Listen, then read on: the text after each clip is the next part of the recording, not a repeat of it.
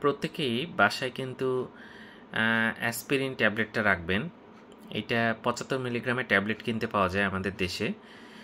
এই ট্যাবলেটটা বাসায় রাখবেন। কেন রাখবেন সেটা বলছি, তাহলে আপনারা বুঝতে পারবেন। আমাদের হার্ট অ্যাটাকের কারণে কিন্তু প্রচুর মানুষ মারা যাচ্ছে সবসময়, এবং হাসপাতালে প্রায় দেখি হার্টের ওয়ার্ডে রোগী মারা যাচ্ছে, কান্নাকাটির আওয়াজ আসছে। এটা দুঃখজনক। অনেক সময় খুব কম বয়সে অনেকের হার্ট অ্যাটাক হচ্ছে এবং মারা যাচ্ছে। তো যাই হোক, যেটা বলতে চাচ্ছি যে হার্ট অ্যাটাক হলে যদি দেখেন তীব্র বুক ব্যথা হচ্ছে, ঘাম হচ্ছে, ব্যথাটা বাম হাতের ভিতরের দিকে আসছে এবং চোয়ালে যাচ্ছে, বুকে ছড়িয়ে পড়ছে এবং মনে হচ্ছে হাতি পাড়া দিয়ে আছে বুকের ওপর, এত বেশি ব্যথা হয়। অনেক সময় এমন হয় যে শ্বাসকষ্ট হতে থাকে। তো যাই হোক, এই সমস্যাগুলো দেখা গেলে আপনি ইকোস্প্রিন 75 মিলিগ্রামের 4টা ট্যাবলেট একসাথে খেয়ে নিতে পারেন। এর ফলে যেটা হয় যে আপনার কিন্তু মৃত্যুর সম্ভাবনাটা বেশ কিছুটা কমে যায়। কিন্তু আপনার হাসপাতালে যেতে হবে অথবা ডাক্তার দেখাতেই হবে, কিন্তু এই কাজটা আপনি করবেন।